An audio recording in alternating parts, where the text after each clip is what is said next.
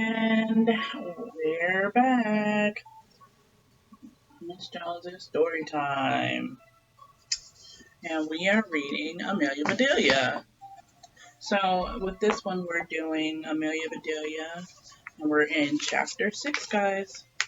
Okay, so as you can see, yesterday she started her long walk home. Was the part that we read. And then today, we have a couple of different pictures. So, it says we're at the city park, it looks like, maybe. There's different flowers that are here and trees. And then we have some flowers down at the bottom of the page as well. And it says, "You're fired." That's what our chapter header says. Amelia Bedelia was glad she had to walk through the park to get home. Walking by the trees and flowers helped her think. What was she going to tell her mom and dad? Her very first job had lasted less than 1 hour. They might not feel so proud of her now. So now, got some more pictures for us here.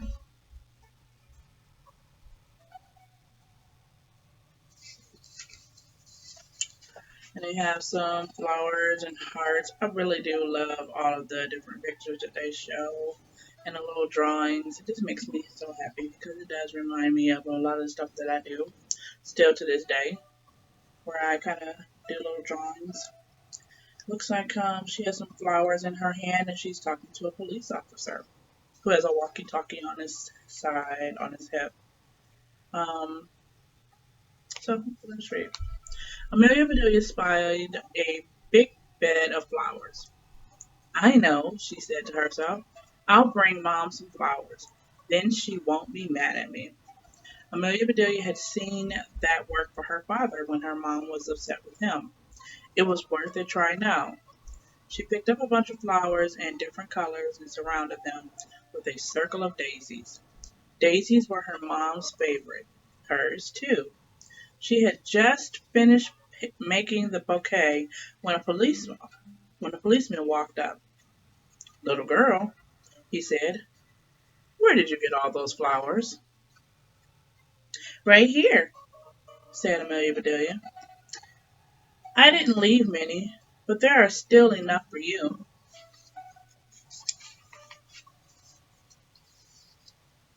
The policeman looked where she pointed. "You've cleaned out that entire flower bed," he said. "No, I didn't," said Amelia Bedelia. "It's still very dirty." The policeman shook his head. "You can't pick flowers in the park. They're for everyone who lives here to enjoy." "I live here," said Amelia Bedelia. "So does my mom. I picked these for her." "You can't do that," the policeman said.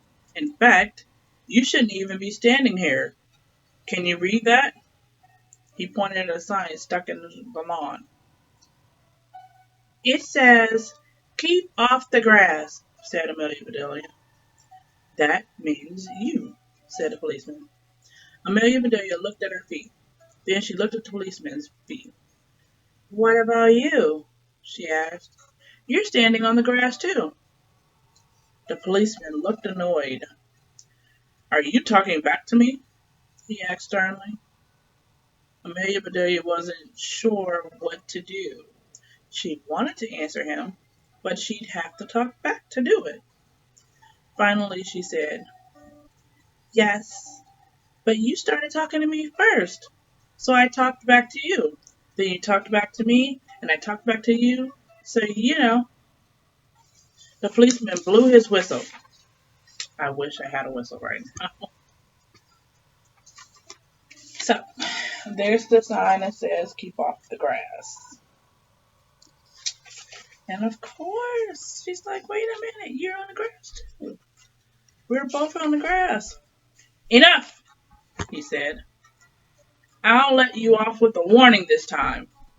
Now take those flowers home to your mother." "I promise I will," said Amelia Bedelia, as she waved goodbye. "Thanks." Amelia Bedelia walked slowly down the path. As soon as the policeman was out of sight, she sat down on a park bench to rest for a minute.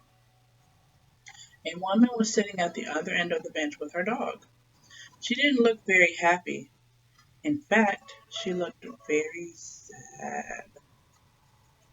"What lovely flowers," she said to Amelia Bedelia. "I'd like to give them to you," said Amelia Bedelia, "to cheer you up, but I just promised to take them to my mom." "How sweet of you," said the woman. Then she blew her nose. "Sorry if I'm upset. My boss just gave me a pink slip." "Sounds pretty," said Amelia Bedelia. "Pretty?" she said. "It wasn't pretty at all." "That's too bad," said Amelia Bedelia. So now, there's Amelia Bedelia sitting there with the woman and her dog. The woman looking sad. Look at the face. Sad face there. And we go over here. Got our flowers. And if this was in color, it would be, you guessed it, that would be a pink slip. So a slip is something that you can wear under a dress or a skirt, depending on the size. So now you see the flower up here. Yep. Oh, and then over here, there's, can't really see it because then that would be, I have to bend my book a little bit more, but there's another flower right there too. Okay.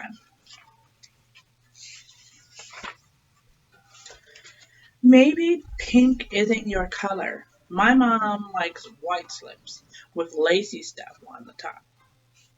A curious look came over the woman's face. Then she burst out laughing and kept on laughing until tears streamed down her cheeks. "Thank you," she said. "I needed a good laugh today. My name is Diana. What's yours?" "I'm Amelia Bedelia." "Meet Buster," said Diana.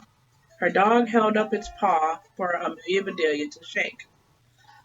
"Wow," Amelia Bedelia said. "Buster has a firm paw shake." "Buster is the best," said Diana. "He doesn't care that I was just let go from my job." "Me too," said Amelia Bedelia. Then she told Diana what had happened at Pete's Diner. Diana laughed even harder when she heard about stepping on the pie.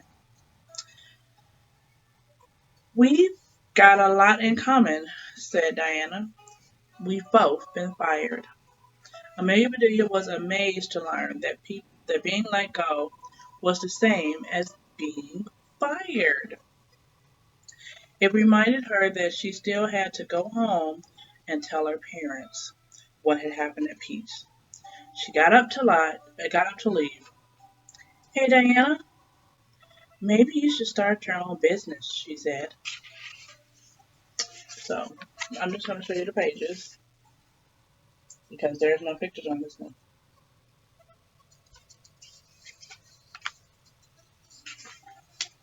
Here we go.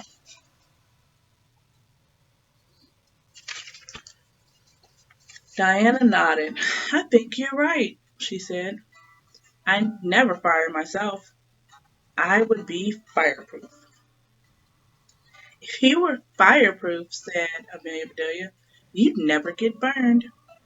"Right you are," said Diana. Amelia Bedelia scratched Buster behind the ears and said goodbye to Diana, but she didn't get too far. "Excuse me, miss." Sorry. "Excuse me, miss. Excuse me." A man was waving at her. "Miss," he said, "I'm meeting someone here for the first time. Well, it's a date. And I told her I'd be carrying a bouquet. Would you please sell me yours?" "It's for my mom," said Amelia Bedelia. "I'll pay you $10, he said. Amelia Bedelia shook her head. "No, I promised." "How about $20? He asked. $20? "Here you go," she said. handing him the bouquet of flowers. Thanks, he said, handing her a crisp $20 bill. There she is, giving away her flowers, although they're technically not hers. Where'd she get those flowers, guys? So she sold something that technically wasn't. My goodness, this chapter is long. $20. Amelia Bedelia waved to Diana and was on her way once again. But then she heard a familiar voice. She peeked over her shoulder. The policeman had stopped the man with the bouquet. Amelia Bedelia began to walk faster. Excuse me, sir, said the policeman. Those flowers look suspiciously like the ones we grew in the park. Where did you get them? I just bought them from, she heard the man answer, from a sweet little girl. Amelia Bedelia began to trot. What little girl? Asked the policeman. Amelia Bedelia began to run. She darted through the park's gates, running as fast as she could. She flew by a sign that said, Slow children.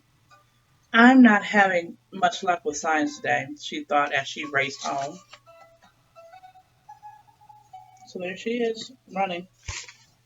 See how fast I can read this. Okay. By the time she got to her house, Amelia Bedelia was out of breath. Her parents did not seem surprised to see her. We got a call from Pete, said Amelia Bedelia's father. Next time, call us and we'll come get you. There won't be a next time, said Amelia Bedelia. Oh, sweetie, her mom said. It was a good try. What did you learn from your first job? Asked her father. I learned that the customer is always right, said Amelia Bedelia. That's what they say, said her father. Did you learn anything else? Asked her mother. Yes. I learned that sometimes the customer is crazy. Amelia Bedelia's parents smiled. They stopped when they saw Amelia Bedelia's lower lip begin to tremble. It's no fun getting fired, sobbed Amelia Bedelia. Now I'll never get that bike. Her parents hugged her and hoisted her up in their arms. Don't worry, they said. We have an idea. There you go. And that's the end of our chapter. See you next time.